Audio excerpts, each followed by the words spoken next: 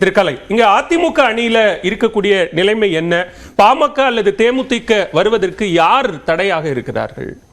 அவங்களே தான் தடையா இருக்கிறாங்க. அவங்க ரெண்டு பக்கமும் பேசிட்டு இருக்கிறாங்க. அதுதான் யாரோட பேசுறாங்க? எங்க அதிக பலன் கிடைக்கும்னு பாஜகவோடையும் அதிமுகவோடையும் பேசிட்டு இருக்காங்க. அவங்க அந்த கூட்டணிகள் தானே இருந்தாங்க. இல்ல அதிமுக காங்கிரஸோட பேசுற மாதிரி நான் இங்க வந்தீங்கன்னா எங்க கிட்ட மருந்து இருக்கு, கசப்புக்கு மருந்து இருக்கு அப்படின்னு சொல்றது, அந்த அதுக்கான பேச்சுவார்த்தையும் இருக்கா? இல்ல அது அவங்க இந்த ரெண்டு திமுகவுக்கும் காங்கிரஸுக்கும் இடையில பிரச்சனை இருக்குது, நல்லா தெரியுது. பேச்சுவார்த்தையை ஒரு வாரம் தள்ளி வைக்கிறாங்க. அதுக்கு முன்னாடி கலைஞர் நினைவிட திறப்பு விழாவுக்கு காங்கிரஸ்காரங்க போகல. தங்கபாலு போனாரு, பீட்டர் அல்போன்ஸ் போனாரு. பீட்டர் அல்போன்ஸ் சிறுபான்மை பிரிவு தலைவர்ங்கிற முறையில் போயிருப்பாரு. முடிச்சிட்டோம். நீங்க போனீங்களா? முடிச்சிட்டு போனீங்களா? சரி, உங்களையெல்லாம் பார்க்கல. பெரும்பாலும் போகல, பெரும்பாலான தலைவர்கள் அன்னைக்கு போகலைங்கிறது தான் ரிப்போர்ட்டு. பிறகு ஒரு வாரம் இப்போ நாங்கள் தள்ளி வச்சுட்டு அந்த தமிழ்நாடு முழுக்க எல்லா மாவட்ட நிர்வாகிகளையும் பார்க்கறதுக்கு அதனுடைய தலைவர் செல்வ பெருந்தலை பயணம் போயிருக்காரு. அங்கே என்ன பேச போகிறார் அவங்ககிட்ட, இந்த ஒரு வாரம் தள்ளி வச்சதுக்கும் இடையில் அவங்கள போய் பார்க்குறதுக்கு இடையில் ஒரு சம்பந்தம் இருக்குது. என்ன எப்படி கேட்பார் அவர்? ஒருவேளை 2-3 ஆப்ஷன் வச்சுருப்பாங்க. அந்த ஆப்ஷனில் எந்த ஆப்ஷன் சரிப்பட்டு நம்ம தனியாக நிற்கலாமா, அதிமுக போகலாமா, இல்லை குறைவான தொகுதிகள் கிடைச்சாலும் திமுக தொடரலாமா, இந்த 3 ஆப்ஷனை வைப்பாங்க நான் நினைக்கிறேன். அதில் என்ன அங்கே பெருவாரியான கருத்துக்கள் வருதுன்னு பார்க்குறதுக்காக தான் ஒரு வாரம் டைம் கேட்டிருக்காங்க. எடப்பாடி பழனிசாமி ஒவ்வொரு செய்தியாளர் சந்திப்புல என்ன சொல்றாருன்னா, ஏன் அவசரப்படுறீங்க, இன்னும் தேர்தல் தேதியை அறிவிக்கல, காத்திருங்க, அது வரைக்கும் டைம் இருக்கு, ஏன் அவசரப்படுறீங்க? அவங்களும் சொல்றாங்க, எங்களுக்கு டைம் இருக்கு, எங்களுக்கு இது கன்வீனியன்டான டைம் தான், நாட்கள் அதிகரிக்குமே தவிர எங்களுக்குள்ள ஒரு நல்ல முடிவு எட்டப்படும் அப்படிங்கிறாரு கோபண்ணா. அது கரெக்டு, எல்லாரும் அதை சொல்லிக்கலாம். அது முடிகிற வரைக்கும் எல்லாரும் சொல்லிக்கிட்டே இருப்போம். ஆனால் அது முடியும் போது தான் தெரியும் யார் யார் எங்கே இருக்காங்கன்னு. இப்போ விசிகாவுக்கும் திமுக உடன்பாடு ஏற்படவில்லை. இன்னைக்கு நான் அந்த கேள்வியை எழுப்பினேன் அப்படின்னா, ஆரம்பித்து முடியாம இருக்கிறதுக்கும் இன்னும் இங்க அதிமுகவில் ஆரம்பிக்காமே இருக்கிறதுக்கு ஆரம்பிச்சாச்சே, பேசுறாங்க, ரெண்டு தரப்பும் பேசுறாங்கல்ல. பேச்சுவார்த்தை, ரெண்டு தரப்பு பேச்சுவார்த்தை தானே நடக்குது. அது கூட்டணியா இன்னும் முடிவாகல. கூட்டணி இப்ப எங்கேயும் முடிவாகலையே. கூட்டணி முடிவாயிடுச்சு, அவங்களுக்கு தொகுதி பங்கீடு தான் சார். தொகுதி கூட்டணி தொகுதி பங்கீடோட ஒட்டி தாங்க கூட்டணி வரும். எவ்வளோ தொகுதியை நீங்கள் அவங்க கேட்குறாங்க, நம்ம இவங்க கொடுக்குறாங்கிற பொறுத்தானே கூட்டணி ஏற்கனவே இருந்த அது ஒரு எக்ஸிஸ்டிங் கூட்டணி தான் சார். அந்த கூட்டணியில் முதல் கட்ட 2ஆம் கட்ட பேச்சுவார்த்தையெல்லாம் நடத்தி 3வது கட்டமா அவங்க வந்து ஃபைனலைஸ் பண்ணி ஒப்பந்தம் போடுறதுக்கு தான் வெயிட் பண்ணிட்டு இருக்காங்க. இதுவும் எக்ஸிஸ்டிங் கூட்டணி தாங்க. யார் யார் இருக்காங்க அந்த எக்ஸிஸ்டிங் கூட்டணி? ஜனநாயக கூட்டணி என்பது தமிழகத்தை பொறுத்தவரையில் அதிமுக தலைமையில் இருந்த கூட்டணி தான், இருந்த கூட்டணி தான். அதில் பாஜகவை அதிமுக விலக்கிடுச்சு. அதிமுக தலைமையில மெகா கூட்டணி அமையும் அப்படின்னு சொன்ன அந்த மெகா கூட்டணியில யார் யார் இருக்காங்க? யார் இருக்கா பின்னாடி பேசிட்டு இருக்கிறாங்க. அப்பதான் தெரியும் அது எவ்வளவு பெரிய மெகா கூட்டணியா உருவாகுமா இல்லையா என்பது. அவங்க அதை எய்ம் பண்றாங்க, மெகா கூட்டணியாக உருவாக்குவதற்கு முயற்சிகள் நடக்குது. சரி, யார் யார் திமுக இருந்து வெளியே வருவாங்க, யார் யார் தேசிய ஜனநாயக கூட்டணியில் இருந்தவங்க யார் யாரு இந்த பக்கம் வருவாங்க, அந்த பக்கம் யார் போவாங்க, அதெல்லாம் தீர்மானம். நீங்க சொன்னதன் அடிப்படையிலே பாமகவும் தேமுதிகவும் பேச்சுவார்த்தை நடத்துதுன்னா அவங்களுடைய கோரிக்கைகளை ஏற்க முடியாத அல்லது அவர்கள் கேட்பதை செய்ய முடியாத இடத்துல அதிமுக இருக்கா? எப்படி புரிஞ்சுக்கணும்? அந்த இடத்துல பாஜக அப்படித்தான் இருக்குன்னு நினைக்கிறேன். இல்ல அதிமுக எப்படி இருக்கு, பாஜக இருக்கட்டும், அதிமுக எப்படி இருக்கு? அவங்க என்னென்ன கோரிக்கை, ஒரு 10 தொகுதி பாமக கேட்டதா சொல்லி தகவல் வருது. அதுதான் கேட்கிறேன். இல்ல பத்திரிகையில வர்ற தகவல் தான். அங்க ஆக்சுவலா என்ன நடந்தது நமக்கு தெரியல. தேமுதிக வந்து 7 தொகுதியில கேட்டதா சொல்றாங்க. +1 எப்பயுமே கேட்பாங்க ஒரு லோக்சபா. சரி, அது கேட்ட மாதிரி தெரியல. ராஜ்யசபா, ஆமா ராஜ்யசபா, சாரி ராஜ்யசபா சீட்டு கேட்ட மாதிரி தெரியல. ஏன்னா அதிமுக அறிவிச்சிட்டாங்க எங்களுக்கு வரக்கூடியதே ஒரு சீட்டு தான் வரும், 2வது சீட்டுக்கு இடமில்லை. அதனால் நாங்கள் ராஜ்யசபா தொகுதியை யாருக்கும் தர்றதுக்கு வாய்ப்பு இல்லை, கூட்டணி கட்சிகளுக்கு அறிவிச்சிருக்கிறாங்க. சரி, அந்த அடிப்படையில் இது வரைக்கும் அதிகாரப்பூர்வமா எந்த அனௌன்ஸ்மெண்ட்டும் வரல. நீங்க வந்துருச்சு எதுவுமே அதிகாரப்பூர்வம் கிடையாது. எல்லாம் கசிய விடப்பட்ட செய்திகள் வச்சு தான் நம்ம பேசிட்டு இருக்கிறோம். இந்த 7, 10ங்கிறது கூட கசிய விடப்பட்ட செய்திகள் தான். அதிமுக தலைமையிலிருந்தோ தேமுதிக தலைமையிலிருந்தோ பாமக தலைமையிலிருந்து இதெல்லாம் வரல. நீங்க கேட்டகரிக்கெல்லாம் சொன்னீங்களே, அவங்களுக்குள்ள அப்படி ஒரு பேச்சுவார்த்தை நடக்குது, இந்த நம்பர் அந்த நம்பர் அப்படின்னு நீங்க சொல்றீங்களே. ஆமா, அந்த நம்பர் வந்தது தான். நான் பத்திரிகையில் வந்து வச்சு நான் சொல்றேன். நான் ஏற்கனவே சொல்லிட்டேன் உங்களுக்கு. நேரடியாக அவங்களோட தொடர்பு இல்லை, என்ன பேசுனாங்க எது பேசுனாங்க தெரியாது. ஆனாலும் பத்திரிகையில் வர செய்தியை வச்சு தான் நம்ம பேசிட்டு இருக்கிறோம். அதுல வந்து அவர் வந்து அமைச்சர் பதவி கேட்டதாகவும் பாஜக அது பாமகவுக்கு கொடுக்கறதுக்கு வாய்ப்பு இல்லைன்னு அவங்க சொன்னதாகவும் எல்லா சீட்டுக்கு சான்ஸே இல்லை. தமிழ்நாட்டில் எங்கள் 4 எம்எல்ஏஸ் தான் இருக்கிறாங்க. சரி, நான் மற்ற மாநிலங்களில் பிற மாநிலங்களில் நாங்கள் அதுவே இப்போ நீங்கள் மறுபடியும் சாரி ராஜ்யசபா அவங்க ராஜ்யசபாவில் திரும்பவும் நாங்கள் பல மாநிலங்களில் நாங்கள் எங்கள் தலைவர்களுக்கு வாங்கினவங்களெல்லாம் இப்போ கண்டெஸ்ட் பண்ண சொல்கிறோம். நாங்கள் அவங்கள சரி ராஜ்யசபா சீட்டுக்காக நிற்காம எல்லாரையுமே எல்முருகன் உட்பட எல்லாரையுமே தேர்தல் லோக்சபா எலெக்ஷன் நிக்க சொல்றாங்க. எல்முருகனுக்கு மத்திய பிரதேசத்துல இருந்து மாநிலங்களவை கொடுக்குறாங்க. எல்லாரும் மாநிலங்களுக்கு தேர்வாயிட்டாரா? மாநிலங்களவை உறுப்பினர் மத்திய பிரதேசத்துல இருந்து. அது கரெக்ட். அவர் பீரியட் முடியுது இல்ல, இரண்டாவது முறையா மத்திய பிரதேசத்துல இருந்து தேர்வாகிறார். ஆனா அவங்க என்ன அறிவிச்சிருந்தாங்கன்னா ஜெய்சங்கர், நிர்மலா சீதாராமன், எல்முருகன் எல்லாருமே வந்து நாடாளுமன்ற தேர்தலில் போட்டியிடுவாங்க. எல்முருகன் இல்லை சரி அப்படி சொன்னாங்க. அஸ்வினி வைஷ்ணவ் எல்லாரும் சொன்னாங்க. ராஜ்யசபா மூலமா இனிமே அமைச்சராவது என்பது நாங்க அதை விரும்பலன்னு சொன்னாங்க. அறிவிப்பு வந்துச்சு அந்த கட்சியில். சரி, இது லேட்டஸ்ட் நியூஸ் எனக்கு தெரியல. ஆனா அவங்க எந்த அளவுக்கு அந்த மாதிரி வரும்போது அவங்க இவங்களுக்கு அங்க மற்ற பிற மாநிலங்கள்ல போய் இவங்களுக்கு ராஜ்யசபா சீட்டு கொடுப்பாங்களாங்கிறது எனக்கு டவுட்டா இருக்கு. அதிமுகவினுடைய நிலையை பொறுத்த வரைக்கும் இன்னும் ஸ்டில் அந்த பேச்சுவார்த்தைகள் போயிட்டு இருக்கு. அதுல ஒரு சுமூக உடன்பாடு எட்டப்படும். அதன் அடிப்படையில் மெகா கூட்டணி அமையும். திமுக இருந்து விடுபடுற கட்சிகள் அதிமுக போறதுக்கு வாய்ப்பு இருக்குது. ஏன்னா பாஜக இல்லாதனால நண்பர் என்ன சொன்னாரு, காங்கிரஸ் நண்பர் கோபனா என்ன சொன்னாரு, அந்த எங்களுக்கு எதிரி பாஜக, எங்களுக்கு எதிரி வேற யாரும் கிடையாது. இப்போ அதிமுக சேர்ந்தா கூட பாஜக எதிர்க்கலாம்.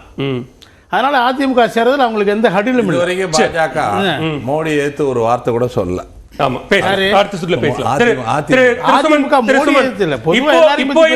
இந்த கூட்டணி பேச்சுவார்த்தைகள் அல்லது தொகுதி பங்கீட்டு பேச்சுவார்த்தைகள்ல யார் சிக்கலாக்குவது இல்ல யார் சிக்கி இருக்கிறது?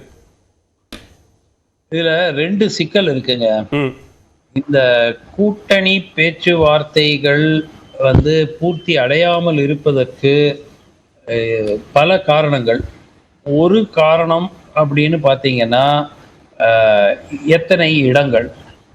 2வது காரணம்னு பார்த்தீங்கன்னா வைட்டமின் எம். பெரிய கட்சிகள் வைட்டமின் எம் எந்த கூட்டணி குறிப்பிடுறீங்க? இல்லைங்க, எல்லா கூட்டணிகளிலும் வைட்டமின் எம்னுடைய ஒரு பங்கு வந்து இருக்கிறது என்பது யாருமே மறுக்க மாட்டாங்க. அது வந்து எந்த அளவுக்கு அது ஒர்க் ஆகுது அப்படிங்கறத வந்து விவாதிக்கலாமே தவிர நிச்சயமா இப்ப திமுக கூட்டணியில பாத்தீங்கன்னா சென்ற தேர்தலுக்கு முன்னாடி அவங்க எவ்வளவு எலெக்ஷன் எக்ஸ்பென்ஸ்னு கொடுத்தாங்க மற்ற கூட்டணி கட்சிகளுக்குங்கிறது வெளிப்படையாகவே வெளியே வந்துருச்சு. அப்புறம் அவங்களுடைய எலெக்ஷன் அஃபிடவிட்ல இதை தாண்டி எலெக்ஷன் அஃபிடவிட்ல வர்றது எவ்வளோ வராதது எவ்வளோ இதெல்லாம் நமக்கு தெரியாது. ஆனால் இது ஒரு மிக முக்கிய ஒரு பிரச்சனையாக உருவாகி இருக்கிறதாகத்தான் இந்த முறையும் எனக்கு கிடைத்த செய்திகளிலிருந்து எனக்கு கிடைக்கிற ஃபீட்பேக்ல இருந்து இதுவும் ஒரு பிரச்சனை. இது வெறும் 6 சீட்டா 5 சீட்டாங்கிறது வந்து பிரச்சனை தாண்டி இதுவும் ஒரு பிரச்சனை. அதாவது தேர்தல் செலவுகளை பெரிய கட்சிகள் ஏற்றுக்கொள்ள வேண்டும் சிறிய கட்சிகளுக்கு அப்படிங்கிற ஒரு பேட்டர்ன் வந்து எஸ்டாப்ளிஷ் ஆயிடுச்சு தமிழ்நாட்டில். அந்த பேட்டர்னுடைய அடிப்படையில் தான் பேச்சுவார்த்தையுமே நடக்குது. பேச்சுவார்த்தை இஸ் நாட் ஒன்லி எங்களுக்கு 5 சீட்டு கொடுப்பீங்களா 6 சீட்டு கொடுப்பீங்களாங்கிறத தாண்டியும் பேச்சுவார்த்தை போகுது. ஸோ இப்போ பாத்தீங்கன்னா திமுக கூட்டணி கிட்டத்தட்ட முடிவு ஆயிடுச்சு. இதுல வந்து விடுதலை சிறுத்தைகளோ காங்கிரஸோ அவங்க கூட்டணியை விட்டுட்டு போயிருவாங்கிறது கிடையாது. காங்கிரஸை பொறுத்த வரைக்கும் 7 சீட்டு 8 சீட்டு கொடுத்தா கூட அவங்களுக்கு வேற இது கிடையாது, வேறு அவங்க போகமாட்டாங்க. அவர்கள் இப்ப வந்து திமுகவுக்கு என்ன பிரச்சனை, அதிக அளவுல கூட்டணி கட்சிகள் இருக்கிறதுனால இப்ப ஒவ்வொரு கட்சிக்கும் 1 சீட்டு 2 சீட்டுன்னு ஒதுக்குனாலே திமுகவுக்கு 20 சீட்டு தான் நிக்குது. நீங்க சொல்றதன் அடிப்படையில் ஆனா கூடுதலா இடம் கேட்கிறாங்களே அவங்க பெரிய கட்சிகள் தான் செலவழிக்கணும் அப்படின்னா அவங்க நாங்க 3 கண்டிப்பா வேணும் அப்படின்னு விடுதலை சிறுத்தைகள் கேட்பதோ அல்லது கூடுதலா மக்களவை மாநிலங்களவை கூடுதலா வேணும் அப்படின்னு கேட்கிறதோ அந்த கோரிக்கை முன்வைக்கப்படுது. அதுல ரொம்ப ஸ்ட்ராங்கா இருக்காங்களே கட்சிகள். இல்லைங்க, அதெல்லாம் வந்து நெகோசியேஷன் பொசிஷன் தாங்க. அது ஒரு பேரம் பேசுவதற்கு ஒரு வாய்ப்பாக அவர்கள் பயன்படுத்திக் கொள்கிறார்கள். இதனால வந்து விடுதலை சிறுத்தைகள் வந்து உடனே பிரிஞ்சுக்கிட்டு நாளைக்கு வந்து அதிமுகவோட சேர்ந்துருவாங்கன்னு எதிர்பார்க்க முடியாது. அதே மாதிரி காங்கிரஸ் பொறுத்த வரைக்கும் உறுதியாக அவங்களுக்கு இந்தியா கூட்டணிங்கிறதுல மிக முக்கிய அங்கமே திமுக தான். நாளைக்கு காங்கிரஸ் கூட நிக்கிறது திமுக தான். தமிழ்நாட்டுல வந்து கூட்டணியை உடைச்சிட்டு, அதனாலதான் திமுகவுக்கும் நன்றாக தெரியும். அதனாலதான் அவங்க காங்கிரசினுடைய எண்ணிக்கையை 1 or 2 குறைக்கணும்னு முயற்சிக்கிறாங்க. அதுல ஜெயிக்கவும் வாய்ப்பு இருக்கு. சோ காங்கிரஸ் வந்து 8 சீட்டு கொடுத்தாலும் அதை ஏத்துக்குப்பாங்க. அது வந்து எந்த விதமான ஒரு டவுட் இல்லை.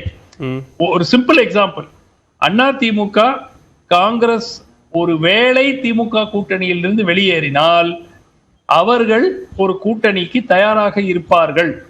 ஆனால் அதிமுக நீங்க பேசுனீங்கன்னா இன்னைக்கு என்ன சொல்றாங்க, சார் என்ன ஆனாலும் காங்கிரஸ் வந்து திமுக விட்டுட்டு வரமாட்டாங்க, இது வெறும் வந்து ஒரு நெகோசியேஷன் பொசிஷனுக்காக அதிமுகவை பயன்படுத்தக்கூடாது, நாங்க வந்து போய் காங்கிரஸோட நாங்க கூட்டணிக்கு தயார்னு சொன்னோம்னா இதை பயன்படுத்தி கொண்டு Congress will gain some advantage DMK தவிர திமுக எதை கொடுக்கிறதோ அதை காங்கிரஸ் கட்சி ஏற்றுக்கொள்ளும் அப்படின்னு தான் அதிமுக உறுதியா இருக்கிறாங்க. திமுக கூட்டணியில ஒரு கிளாரிட்டி கொடுக்குறீங்க, அப்ப அது அதிமுக கூட்டணி பாஜக கூட்டணியினுடைய நிலைமை என்ன? அதிமுக கூட்டணியை பொறுத்த வரைக்கும் இரு கட்சிகள், அதாவது பாட்டாளி மக்கள் கட்சியாக இருக்கட்டும் தேமுதிகவாக இருக்கட்டும், தொண்டர்கள் பெரும்பாலான தொண்டர்கள் இரு கட்சிகளிலும் அதிமுகவுடன் கூட்டணி வேண்டும் என்றுதான் விரும்புகிறார்கள். தலைமைதான் வந்து பிரச்சனை இருக்கிறதே தவிர தலைமைதான் வந்து தங்களுடைய பார்கெனிங் பொசிஷனை எது இன்க்ரீஸ் பண்ணலாம், எப்படி இம்ப்ரூவ் பண்ணலாம்னு பார்த்துட்டு இருக்காங்களே தவிர தொண்டர்களை பொறுத்த வரைக்கும் திட்டவட்டமாக அவர்கள் தலைமையிடம் தெரிவித்துக் கொள்கிறார்கள். வெதர் அதிமுகவோட கூட்டணியா இல்லையாங்கிறத விட தாண்டி பாஜகவோட கூட்டணி வேண்டாம் அப்படிங்கிற ரீதியாக அவர்கள் தலைமையிட்டு தெரிவிச்சிட்டாங்க. நீங்க சொன்ன வைட்டமின் எம் இந்த கூட்டணிக்கும் பொருந்தும் தானே? கூட்டணிக்கு வரக்கூடிய கட்சிகளுக்கும் பொருந்தும் தானே? தமிழ்நாட்டில் வைட்டமின் எம் பொருந்தாத கூட்டணியோ கட்சியோ இனிமேல் பிறந்தால்தான் உண்டு. அதனால நீங்க வந்து வைட்டமின் எம் இல்லாம நீங்க தமிழ்நாட்டில் போட்டி போடுறதுக்கு it is you will not be competitive. தொடர்ச்சியா தனித்து போட்டி களம் காணக்கூடிய நாம் தமிழர் தனித்து போட்டியிடலாங்க. பட் நாளைக்கு அதனுடைய ரிசல்ட் என்ன? சரிங்க, 6%, 7%, 8%, 8%, 9% ஆகுதுன்னு வச்சுக்கோங்க. எவ்வளவு ஆண்டு காலமாக நாம் தமிழர் போட்டி போட்டுட்டு இருக்காங்க? பல ஆண்டு காலமாக தனித்து போட்டின்னு உறுதியா அவங்க கூட்டணியில இறங்கி இருந்தாங்கன்னா இதுக்குள்ள அவங்களுக்கு சட்டமன்ற உறுப்பினர்கள் இருந்திருப்பாங்களா மாட்டாங்களா? இருந்திருப்பாங்க. அண்ட் 7%, 8%ங்கிறது கணிசமான எண்ணிக்கை. கிட்டத்தட்ட நீங்க 3வது அல்லது 4வது பெரிய கட்சி தமிழ்நாட்டுல. அந்த மாதிரி நீங்க உருவாகும் போது நிச்சயமா உங்களுக்கு ஒரு பிரதிநிதித்துவம் கிடைப்பதற்கு ஒரு வாய்ப்பு இருக்கிறது. ஆனால் நீங்க தனித்து போட்டியிடுவோங்கிறத வச்சுக்கிட்டு வேர் இஸ் இட் லீடிங், அது எங்கே சென்று கொண்டு இருக்கிறதுங்கிறது ஒரு கேள்விக்குறிதான். 25% மாற போறது இல்ல. சரி, நாம் தமிழர் கட்சிக்கு இந்த தேர்தலில் 25% மாறுமானா மாறாது. பாஜகவினுடைய நிலைமை என்ன? பாஜகவை பொறுத்த வரைக்கும் அவர்களுடைய வாக்கு வங்கி அதிகரிக்கும், பெருமளவுல வெற்றி பெறும் வாய்ப்புகள் மிகவும் குறைவு. என்னை பொறுத்த வரைக்கும் 1-2 இடங்களில் அவர்கள் வெற்றி பெறுவதற்கு, பர்டிகுலரா கன்னியாகுமரி போன்ற இடங்களில் வெற்றி பெறுவதற்கு ஒரு வாய்ப்பு இருக்கிறது. ஆனால் அவர்கள் கூறுவது போலோ இல்ல சில கருத்து கணிப்புகளில் வந்தது போல 20% வாக்குகள் எடுப்பார்கள் மாநிலம் முழுவதும் என்று உறுதியாக நான் நம்பவில்லை. 1-2 இடங்களில் அந்த 20%, 25% பெறலாம். ஆனால் தமிழ்நாடு முழுவதும் பார்க்கும் போது ஒரு 10, 12, 13 மேக்சிமம் 15% மேல் வரும் என்று நான் எதிர்பார்க்கவில்லை. முதற்கட்ட பார்வை